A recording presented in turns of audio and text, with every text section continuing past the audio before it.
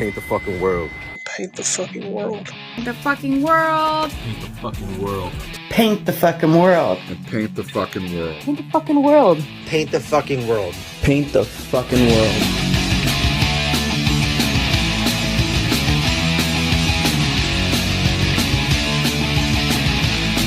Welcome to Paint the Fucking World podcast Minisode. I am here with Nolan, as always, and the Panda Pack, who is going to be a recurring guest with these Minisodes. We have some questions again that we're going to answer and talk to everybody about, give our opinions and feedback. Marco, what is that first question we're going to talk about today? So, and I'm sorry if I butcher this, Kaufman Creates asks the question, selling art versus selling out. So I'm assuming they would want either our definition or what we think about that topic, just selling art versus selling out. That's a good topic. Since Jeff is the newcomer here, let's let Jeff go first and hear what he has to say. What do you think, Jeff? I mean, you don't typically sell your work quite as much as, or I shouldn't say sell, but as put it out for sale as much as Marco and I do. So what are your thoughts on this question? I have a hard time in believing in that phrase sellout in general. And here's why. I even think about, relating it to like bands and things like that, because, bands are one of the most common, groups that you hear are sellouts, quote unquote. And, for me, when you have a passion for something and you want to do something to earn a living and you want to do that, continue that passion and make money from it, there comes a point when you have to make the decision, am I going to be able to keep the lights on in my home and continue doing this? Or am I going to build this brand the way I need to in order to continue with my passion? That's why I have a hard time with the phrase sellout, because at some point in everybody's career, in my opinion, you come to that point where you have to make that decision. You have to make a decision on, if my art is not selling, is there something else that I can do as an artist to progress, or maybe, change my style or my creativity, my levels, or my compositions in which I use, what's going to sell, what's going to allow me to continue this passion. And when it comes to calling somebody a sellout, I don't like that phrase, because guess what? That person probably came to that point in their career in saying, I'm not making the money I need to survive. So what else can I do? And in reality, when it comes to being an artist, you can be an artist and not sell your work. That's what I do. I don't put my art up for sale. I don't have a website.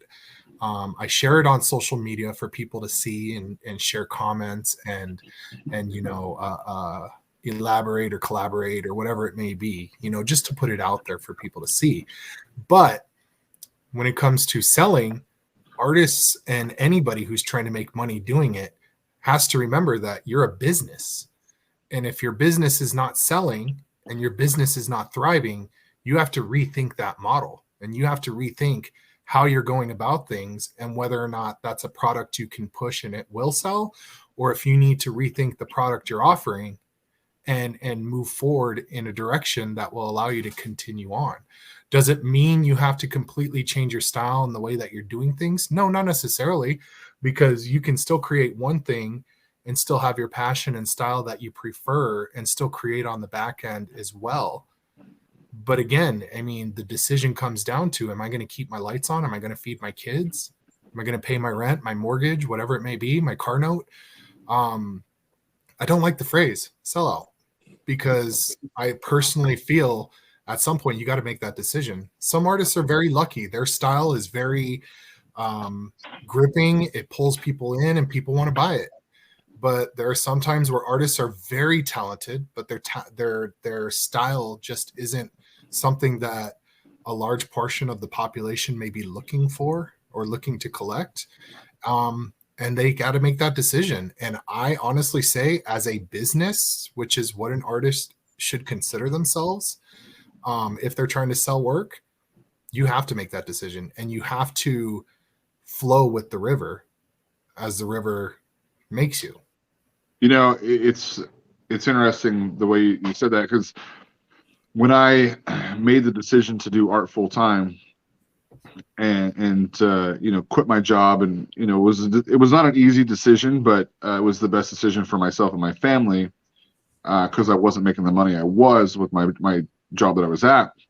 So, you know, making this decision to do this, when I made that decision, I essentially was like, okay, I have to be more selective of what I'm going to paint and what I'm going to spend my time on, what is going to be the most marketable thing that I can put out there. And it's a lot of trial and error, you know, putting yourself out there and doing different things. You know, because before I was like, I can paint whatever the fuck I want. I have a full-time job. I'm making really good money, and I can just, this is, you know, it's a passion of mine. Yes, I would love to do this full time, but is it realistic when I was doing it at that point? No, it's not. You know, I can do obscure like movie titles that nobody knows about except for a handful of people, and I can, you can draw these characters, and I might get a few people who enjoy them, but for the general population, I'm like, I don't know what you're fucking drawing here. But when I made the transition that I was going to be like, okay, I need to be very selective of what I'm doing, really make that decision on curbing what I was doing versus what I wanted to do. Now, did I still do stuff that I wanted to do? Absolutely. I just didn't do it in an abundance because I needed to make sure that I was doing something I could potentially get a dollar bill out of. Mm-hmm. So I really understand. Like, I don't feel like I sold out. I just limited what I was doing to make sure that I had an audience for it. But I also, you know, to the point where you were talking about, you know, changing like your creation process and all those things, that's part of evolving as an artist.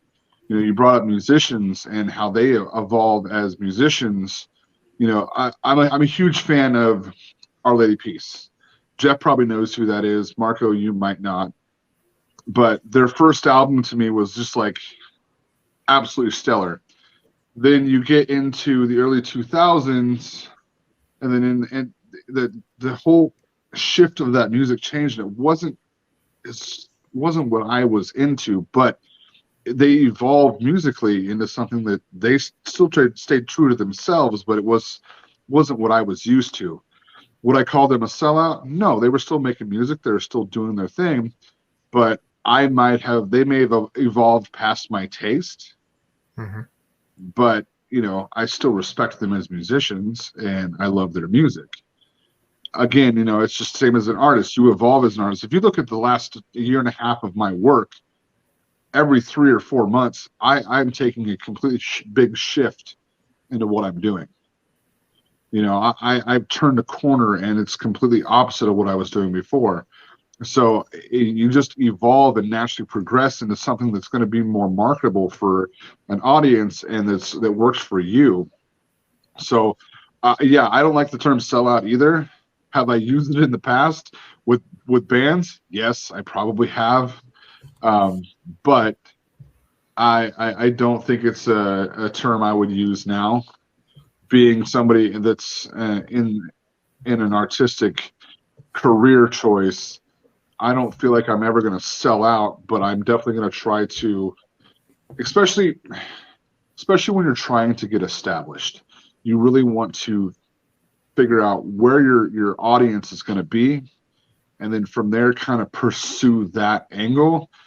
But you still have your other body of work that you may have been working on at some point that you still might do and revisit. You know, I know that we have touched on like Picasso and stuff, but if you look at his career, he has periods where his work changes. You know, it might be a couple year period, it might be a decade where a style or something has changed about what he's done, and he's pursued that. And like, you know, his infamous blue period that he had where he was using a lot of shades of blue and all that. So I think it's just natural for an artist to progress and go where, I mean, I wouldn't say chase the money, but chase your dream, but still stay true to yourself. I guess, does that make sense? Yeah, Yeah. that's actually what I was gonna say. Was that statement, that last statement? That's what's important to me. Take it from somebody that has used that word and has used it a lot, and now being a older, maybe wiser, individual, less ignorant is what I'd like to say, and more open, more open. Yeah. I kind of agree. There's no real that term sellout. I feel is used more mainstream. It's used more like by the media and stuff to kind of like attack. Right? It's so negative. But as long as you stay true to yourself, as long as you don't lose your way, right? I don't think you can or give any power to that saying that word. One of the things that I try to do as myself to not sell out, so to speak, or give any influence, any meaning to that word is I refuse to do any kind of Alaskan art where I'm at. I refuse to do anything, mostly because it's not my style. It's not what I do, but more importantly, because I know that's what would sell here, but that's not what I'm about, right? I just create to create. I make things because I want to see them. I want to challenge myself. Have I progressed? Sense of like my style has changed. Oh yeah, oh yeah. Is it going to stop changing? Probably not. But that's part of what being an artist is that progression period from starting from one medium even and moving to a different medium, going from one style and just choosing that style and staying there, and then moving on to a different style. I mean, I touched on it back when we did my interview where I started from point A to point B. So am I proud of where I'm at? Yeah, totally, man. But when it comes to marketing yourself as an artist, it is important to change. It is important to kind of go with the flow, if you will, if you really want to actually get into the market. I know I would sell so much more, especially if I did it in my style. I would sell so much more Alaskan art. Why do I know this? Because I did a stupid little piece with a moose that was a silhouette and had like a Alaskan-esque style landscape inside the moose's silhouette, right? As a joke. And you don't know how many people were asking me for stickers. They're like, oh, is this a thing? Do you have stickers of this? Is this a print? And I'm like, no, it's not. This was just to prove to myself and everybody else that I can do this. I choose not to. Now, am I, if I were to say, you know what, I am going to make stickers. You know what, I am going to put this on a shirt. Am I selling out? Right? That's what I feel is the definition or what most people think of selling out is. Am I selling out? That's my question for you guys now. If I were to actually say, yeah, I do have stickers, that I'm going to get money out of this. Hell yeah, I'm going to get so much money out of this. You know what I'm going to say. You know exactly what I'm going to say. So the point is, that's not selling out, though, in my right, opinion. Like, right. And what it comes down to is, are you comfortable with the fan base you have and the customer base you have as a business, or are you not? And if you're not, right, and you know where the revenue lies, and you're willing to dive into that so that you can have your share and take in that revenue that's available out there for people and the demand that's there, then that's what you're doing. I can't stand behind that phrase of being a sellout, because right. the person who does decide to do the Alaskan art is somebody who obviously wants to make the next level of income that they can compared to what they have been making, as opposed to someone who's comfortable where they're at and is happy with it, or truly believes in their art style and work, that they don't want to dive into anything else because they're willing to wait however long it's going to take for them to get to where their goal is. But the reality is you're a business. If you're just an artist that's there to create, I don't feel like you would necessarily be pushing to sell your artwork. You would just be putting it out there. And if somebody comes along and asks for a commission or wants to purchase something that you have, you're okay with it, right? But if you're a business in working to make a livable income, you got to think as a business. And that means if you're not happy with the revenue that you're pulling in from the style and the creations that you're making at that moment, you have to rethink your business model. And at that point, you have to go for the business model that you know is going to put you where you want to be financially. Because that's what it comes down to with the artists who are trying to sell their work, right? It's the dollar. It's the dollar. Oh, yeah. What are you making? And I think, I think some folks are just hard-headed and I don't mean this in a negative way for anybody who's listening, but I think some people are sometimes hard-headed in wanting in believing that their work's going to get popular eventually. But here's the reality. When you're dead and gone, none of that money matters. And I'd rather have notoriety while I'm alive and be able to enjoy it and pass it on to my children than, live my life hard-headed, scrape by, and, maybe when I'm gone, somebody will say, oh my gosh, this guy was amazing, and it blows up. But, those are all decisions you have to make. And just because somebody makes the decision to go after a more lucrative business model, I don't feel that makes them a sellout. It just means that as a business, they're not satisfied with where they're at this moment, and they're going to take the steps to be where they want to be. I think there's a deeper question here. In regards, so I live in Oregon. It very much the same like terrain and style of artwork as we would see in Alaska, where Jeff, he lives in the desert, and there's going to be an aesthetic there that artists do. Now, could Jeff do that style of artwork if he wanted to sell his work and become a working artist? Absolutely. And I think he could do it well, and I think he can do it in style and incorporate what he does into it, and he would fucking probably make bank. But I think the huge question here is, do you consider yourself a sellout? Because I think that's where people get caught up is, yes, are you a sellout in the eyes of others, or are you a sellout in your own head? And I don't think others are going to look at you and say you're a sellout for what you're doing, but you might feel like that. I mean, which is a huge issue, because as an artist, critique is always going to be something that happens, and not everybody's going to critique your work as being amazing. So if you care whether or not somebody considers you a sellout, you may want to rethink everything in general, just in my opinion. Yeah. You know what I mean? Because remember, if everybody likes it, if everyone likes your art, you're doing it wrong. Because there's always going to be that negative feedback, and you kind of want that, because without that negative feedback as artists, you cannot advance, whether it's from yourself or from other people.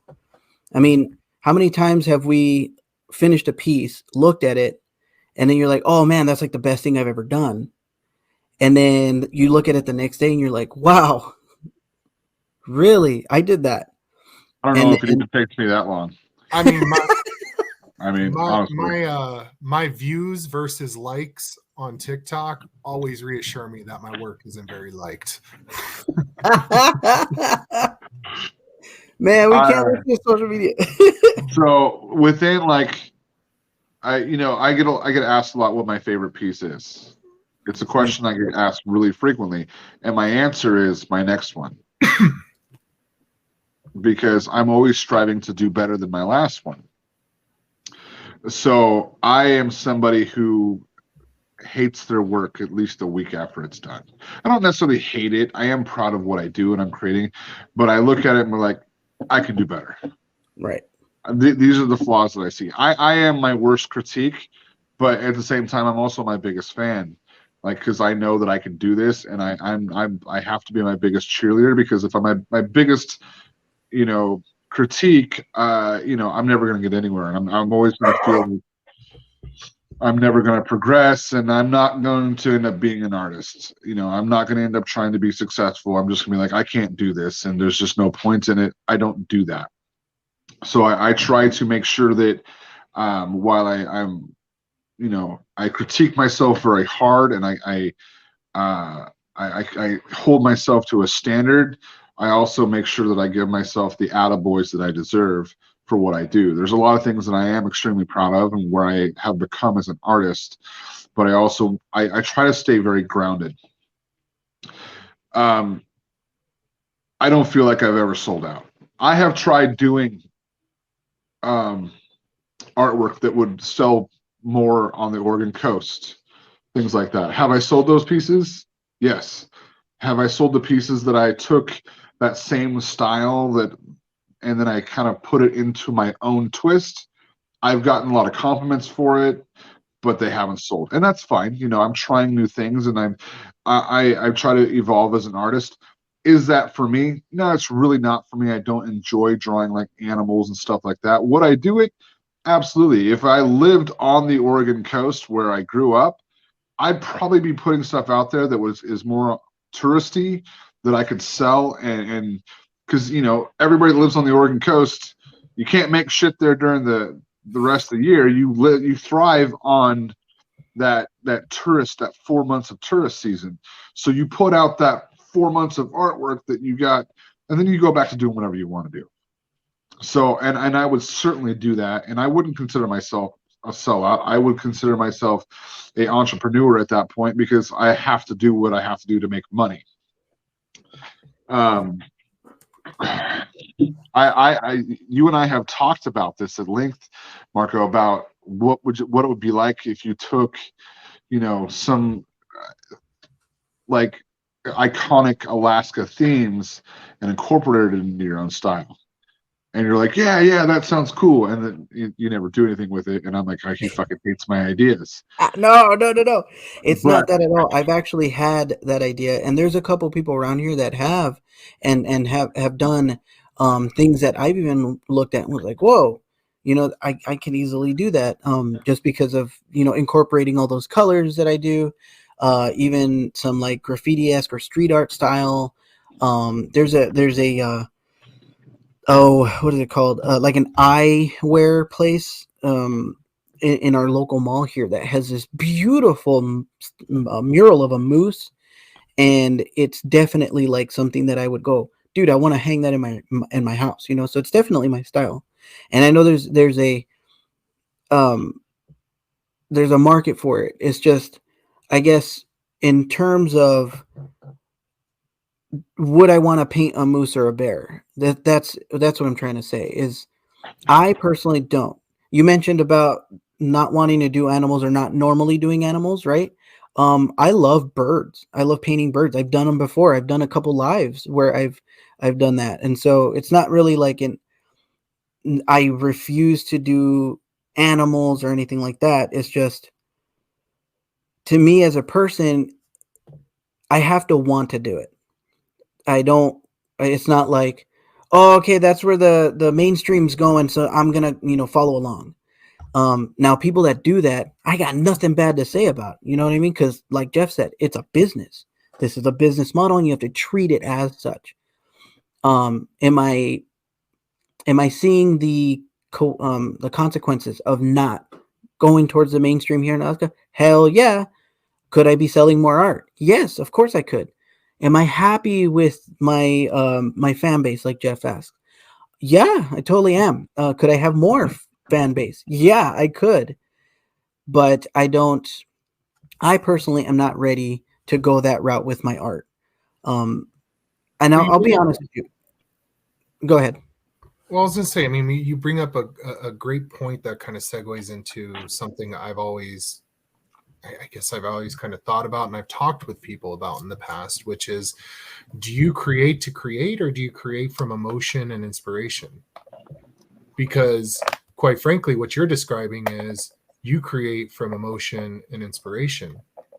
Whereas somebody who's trying to push out work and have as much inventory as possible for people to potentially buy may not always create from passion and inspiration. They may just be creating to create.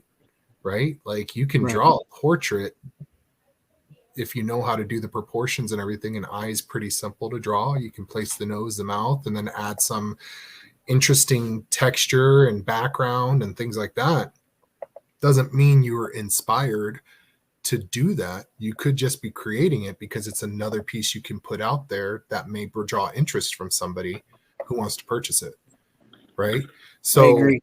Again, that's like I said, it comes down to you're a business, and are you okay being a business that creates on occasion when you have that inspiration and then you put it up for sale, and if it sells, it sells. If it doesn't, it doesn't. Or are you the person who knows that this type of art's going to sell, whether it's pop art, whether it's landscape art, any of that stuff? You know what I mean? And you have to make that decision. Is that what you want to do?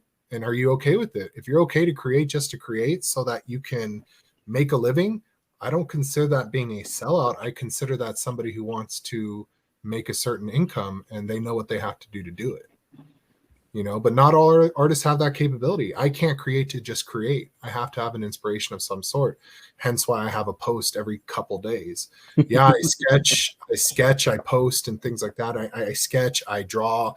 But for every one post that I make once a week or once every other week, there's probably 5 or 6 pieces that I was just either practicing or had something in mind, but it just didn't translate onto the paper or the canvas. And I scrap it and I move on. It's interesting how you know that whole concept. I feel like I'm a little bit of both that, but you know, kind of to play on that, we interviewed David Ketcherside, and David did his teapot challenge, where he did a teapot every single day for the entire year. So he ended up with 365 of them, and it was to create. And you know, he said that it was difficult after so many because he was like, I don't know what I don't know what to do.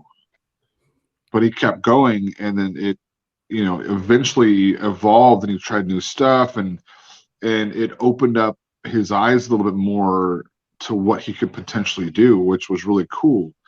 So sometimes creating just to create can actually be a really big inspirational breakthrough, especially if you're like doing a challenge like that where you do 365 of them. Like I'm doing my challenge right now, where I'm doing a daily Halloween sketch for an entire year.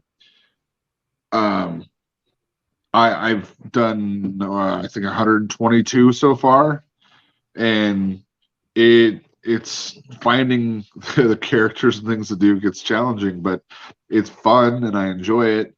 But you know, at some point I might have a breakthrough and kind of go in a little different direction, or be like, okay, this is something that I want to try in the future. So it's, I think creating to create keeps your mind moving and keeps you busy. But creating from inspiration is definitely like my preferred thing. But creating just to create, I do like to have a lot of inventory, because when I do shows, I like to have something for everybody. So there's a lot of things that I create just because it could be more marketable. It's finding a balance within yourself on what's best for you. And that's the hardest thing as an artist is, you know, you got to find balance with your artwork, your home life. You know, there's so hard to find that balance sometimes. And so like for me, I try to have a little bit of everything. That way I have, you know, stuff that's more marketable, stuff that I want to do for myself. And yeah, it's a fine line. I like how you said you have to do what's right for you and find that balance. I think about when I was younger, teenager, you know, punk rock, anarchy, you know, screw the corporation. And I look at myself now at 38 years old and I'm an analyst for a corporation. But you did. I also have SLC punk. Yeah, exactly. You know, like I that's a perfect example. SLC punk. You know, he has that realization, like, you know what? Life is life, and you have to make those decisions. Are you okay in the lifestyle you're in right now, or do you want out of that? You know, and it's not that I wanted out of my angsty phase that I had as a young kid, you know, as a teenager, but I mean, I have real life responsibilities. I have children who rely on me financially. I have a mortgage. I have a vehicle. You know, you know, I have all these things that everybody else has. And And I came to a realization that I can still be myself. I still have all my tattoos. I do my crazy hair, but you have to make that decision. Like, are you okay with where you're at, or do you want more? And when my oldest daughter was young, she wanted to join a sport of some sort. And honestly, I couldn't afford it at that time. I couldn't.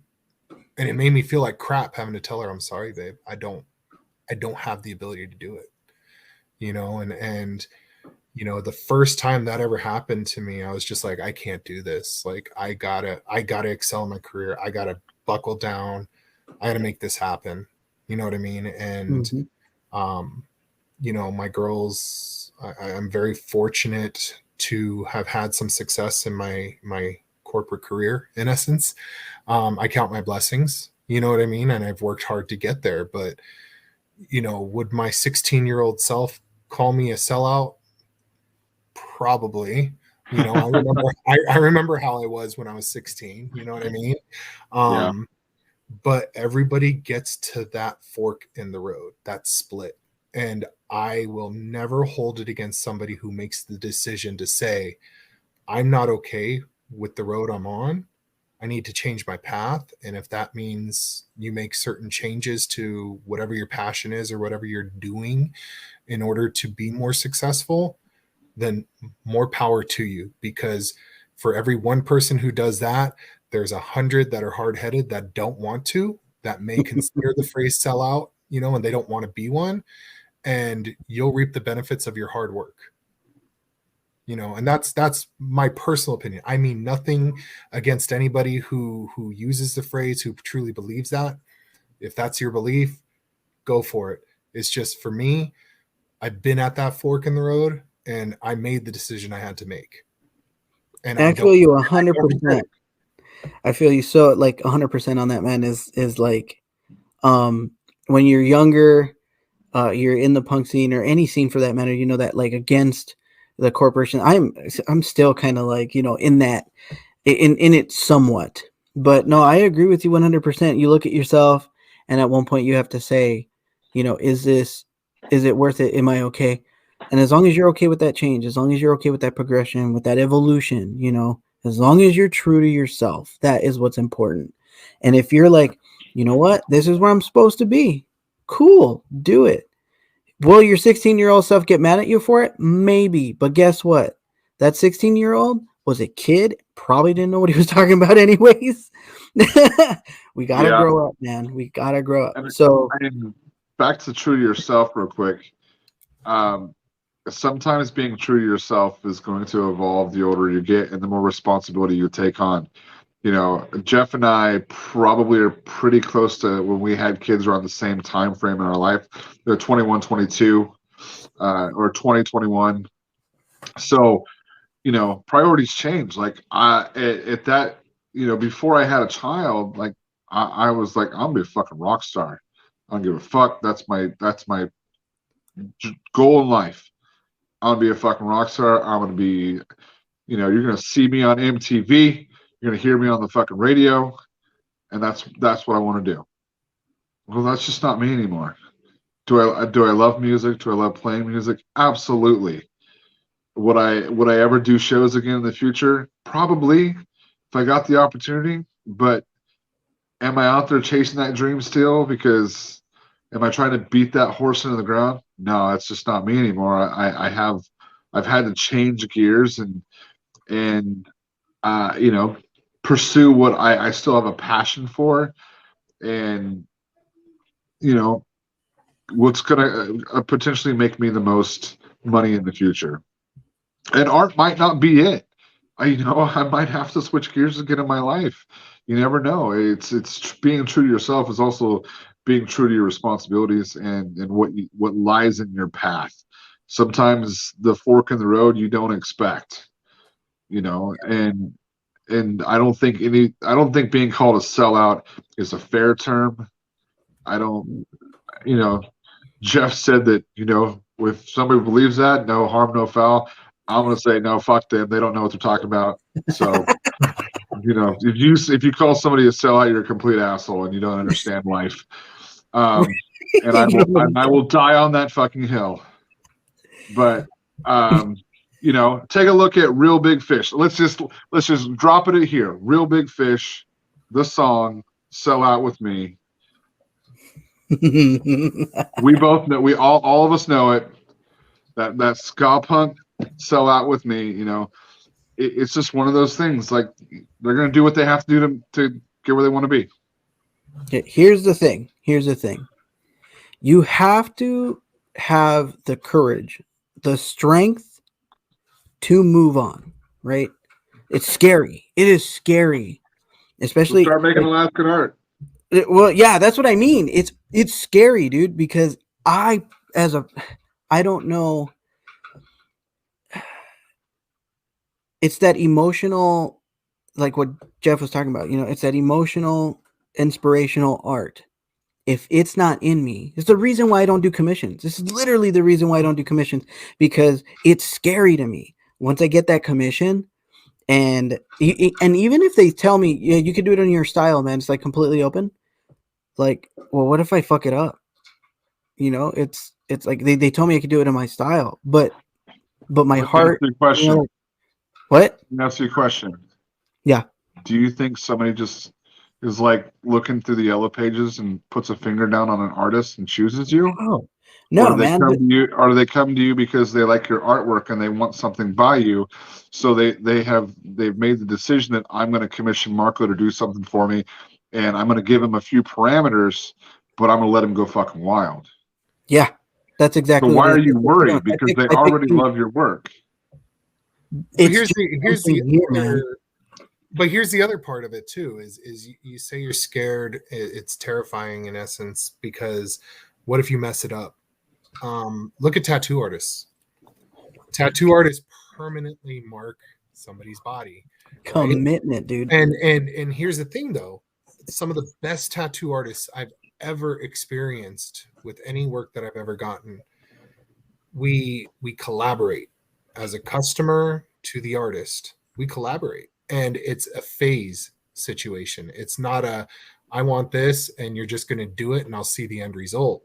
It's okay, what are you looking for? We discuss it. Then the next phase is composition. This is what I'm thinking. Quick sketch if you have to, right? Putting it all down so that the person has a little bit of a visual on what's going on.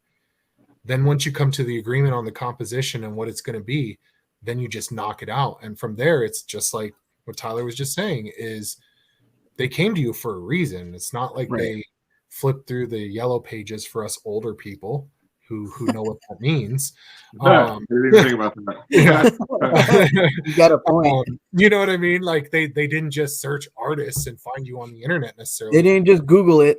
Yeah. They've obviously seen your work and like your work. Right. So once you get the composition and what they're looking for, and you come to an agreement of, yes, that's exactly what I'm hoping for. Now go for it. Then you go for it. Right. Like, I think we forget that it's okay to go to somebody who you're creating for because they've commissioned you or asked you to create something for them. It's okay to talk about it, figure out what they're looking for, figure out what's going on in their head as far as what they're envisioning, and then just going for it afterwards. Right. You know what I mean? And understanding what they want and really giving them a test run, take 15 minutes, put up a quick sketch real quick, and then send them the picture and say, this is somewhat of the composition that I'm thinking in my style. What are your thoughts? Oh, well, if you could, maybe 3/4 turn this in the picture just a little bit more, you might get some nitpicking like that, but guess what?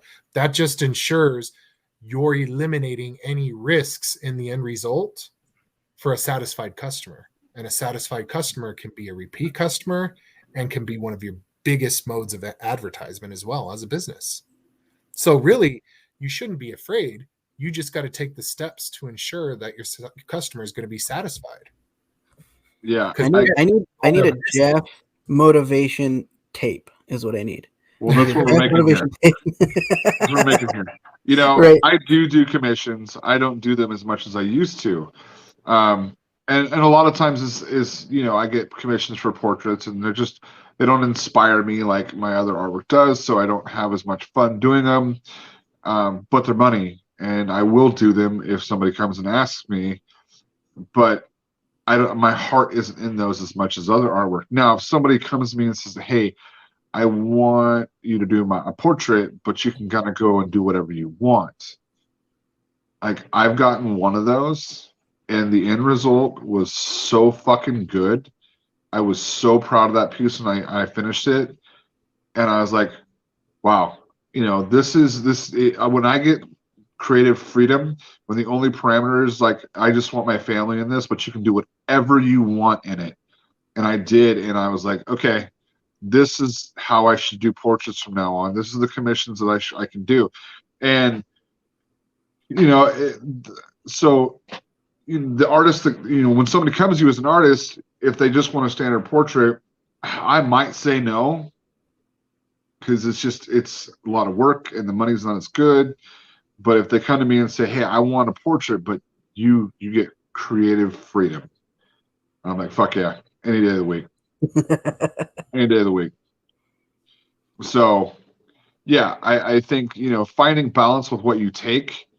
If somebody just comes to me because they like, say my mom is talking to one of her friends and like, "Oh yeah, my son's an artist," and shows that person some of my work, and they come to me and be like, "Hey, can you do a portrait of my dog?" I say no. Every time. I don't do portraits of animals. It's not my thing. I can't hit it right, and I'm not comfortable doing it. I will suggest other artists to do it, but it's not my thing. So I won't do portraits of animals. Hey Tyler, you do a portrait of my dog? No, I cannot. Okay. Finley, I would not do Finley justice. Would you draw Animal from the Muppets? That would be cool. For you, Jeff? I mean, it's an animal. It's an animal. For you, Jeffrey, I would do that for you. What?